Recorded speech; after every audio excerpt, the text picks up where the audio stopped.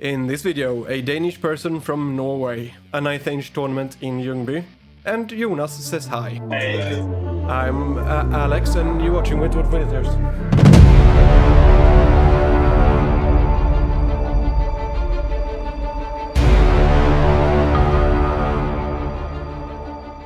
November 18, 2023.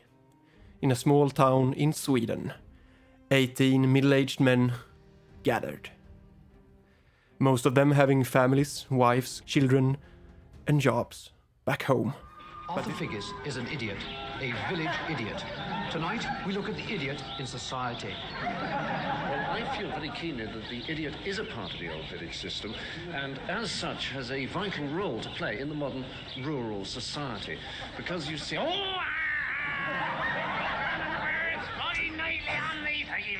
Because there is this very real need in society for someone... But this weekend, it's not about them. Screw those guys. This weekend we will spend in a basement in Ljungby playing with tiny plastic soldiers. To see who is best at playing with little plastic soldiers. It's time for the annual Byabrölet Winter in Ljungby. Arranging as well as playing from our local club is myself, Manne, Rickard and Kudis. And my first match, Saturday morning, is against David. David is a viewer of my channel, so first of all, hello David. Yeah. Thanks for the game. I feel I have to say that David isn't actually Danish. He's just from the southernmost county in Sweden. Which means that to the rest of us, he is. Ish. He lives in Norway, though, which I guess makes him the one who traveled the furthest for this tournament. He wanted me to make a battle report of our game, and I said no. No, I said that I'll try. I haven't had much time for writing after the tournament, so when writing this script it has been almost 2 weeks. So let's see how much of the game I remember. I don't usually do battle reports on tournaments because I want to focus on playing, and I remember at least one time where I forgot to take pictures. But I'll try to fill in the blanks from memory, or I'll use imagination. We'll see. The first game was Counter Thrust and Breakthrough, and the undead finished deploying first, going for first turn. Vampire's turn 1. He doesn't do much, just hanging back chilling, and unsuccessfully trying to cast some nasty spells. And then it's Demon's turn 1. I pushed up in the middle and also on the right with the Brazen Beasts and the Blazing Glory. He has his Vampire Knights there, but I'm planning on shooting some of them down with the Hope Harvester. And if he wants to charge my Brazen Beasts after that, it shouldn't be a problem. The shot from the Hope Harvester did 3 wounds on the Vampire Knights. I hoped for at least 4, but I'll take it. Vampire's turn 2. No charges, instead he runs into hiding with his Knight, which is exactly what I hoped for. Now my Brazen Beasts and Blazing Glory have the right flank to themselves, and I can put tremendous pressure on him from the flank. Hopefully, the Hope Harvester can finish the job next turn. On the left flank, his Ghosts advance along with the Shrieking Horror. Bring out your ear protection, everyone. The shouting is about to begin. And we arrived at the first place where I forgot to take some pictures, as the game was just beginning to get exciting. Let's see if I can fill in the blanks. He cast magical movement on his Ghosts to make some sweeping attacks on my Brazen Beasts, and then he shouted some on my Furies and Brazen Beasts. Both the Furies and the Brazen Beast survives, but are badly damaged, and in my next turn I charge the Ghosts with both units. I move up the Brazen Beast and the Blazing Glory on the right flank, charge the Bats with my Hounds, and then badly damaging the Shrieking Horror with Fate's Judgment, and the Hope Harvester finishes the Vampire Knights. Nice. Both the last Furies and Brazen Beasts are destroyed, but take a lot of Ghosts with them. The Hellhounds destroy the Bats and overrun into the middle. I could have held them back, but I figured they would be juicy bait sitting there in the middle of everything.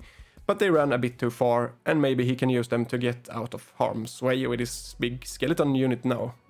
We'll see. Vampire's turn 3. He takes the bait, or whatever we should call it, and charges the Hellhounds with his Skellies. He blocks my Myrmidons with his Wolves, moves up his Ghouls a bit, back up and turn his Zombies, and his Necromancer leaves and hides behind them. His ghosts run through the Myrmidons and hides behind them, and his wounded Shrieking Horror flies home for heals, I guess. I don't let him heal, but he does some damage to my Blazing Glory. He kills the Hellhounds and doesn't want to overrun.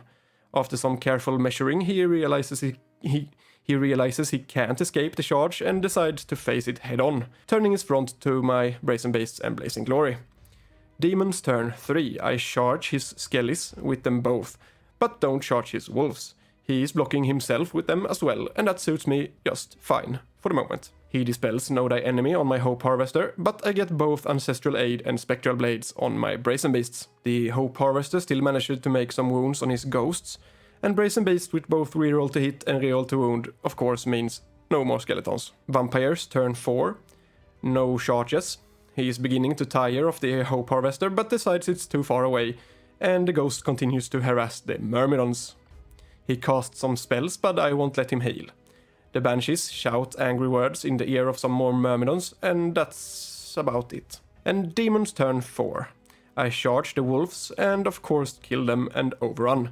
Sadly, a bit too far.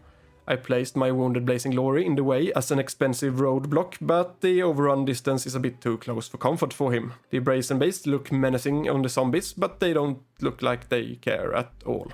I don't get any spells this turn, which is not good. And the Hope Harvester shoots once again on his Banshees, but they are still alive. Vampires turn 5. The Ghouls charge my Blazing Glory, but his Vampire is too afraid of the Omen of Savar and hides behind them. His Necromancer leaves the zombies again and hides somewhere behind the Shrieking Horror. I still won't let him heal, and after magic and shouting, all my Myrmidons are dead, and the Omen is all alone. The Ghouls kill the Blazing Glory, but fail to overrun to my guys. Demons turn 5.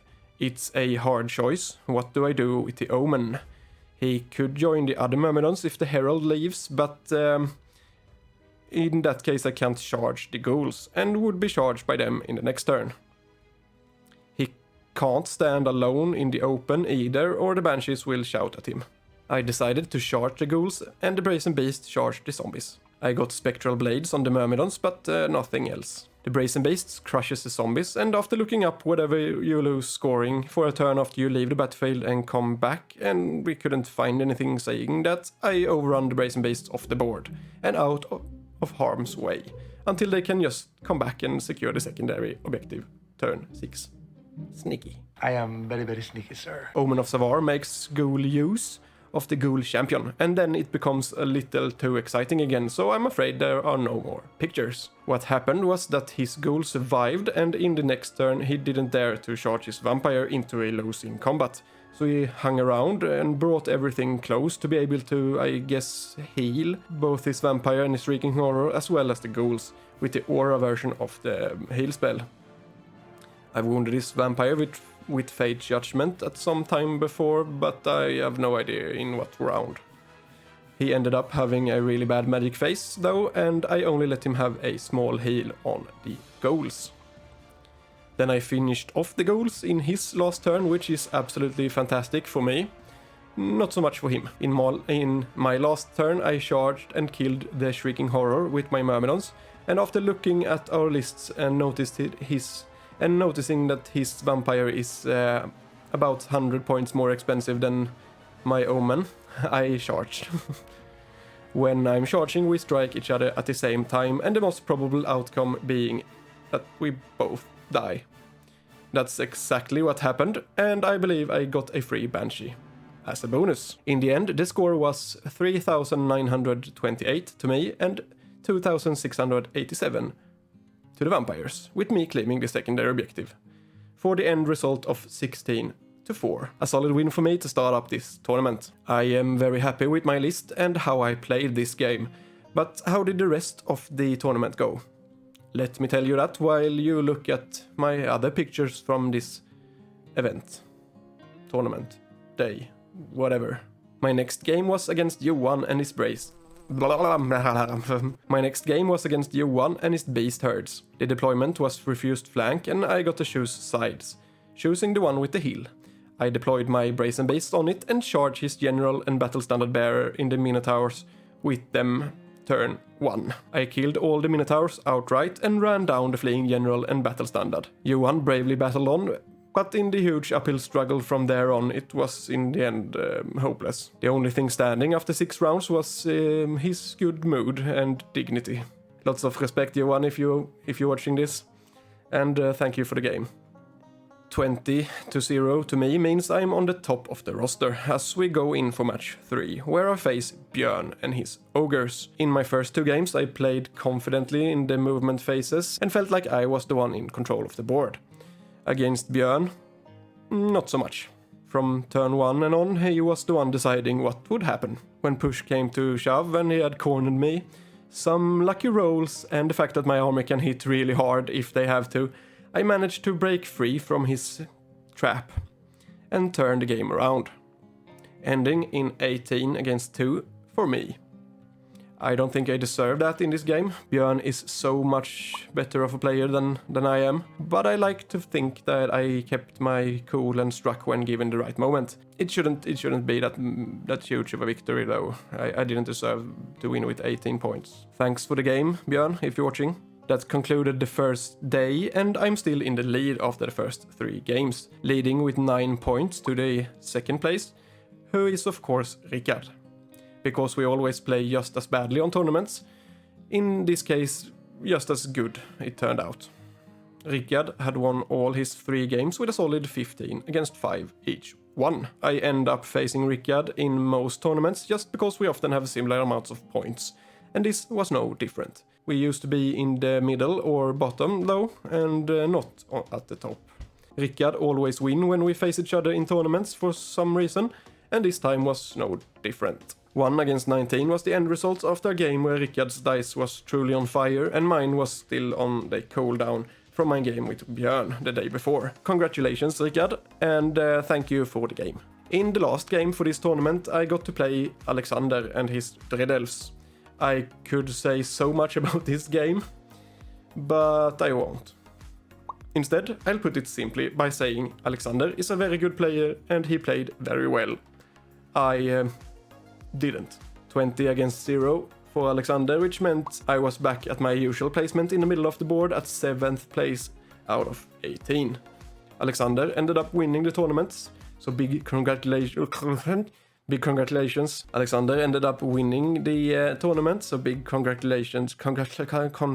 This word to you, sir. And thank you for a fun game. And for everyone else who attended this tournament, thank you so much for coming to Ljungby to play with us. I hope to see you at the next tournament, and that you want to come back next time we arrange something here in Ljungby. Thank you so much for watching, and of course, do all the usual stuff.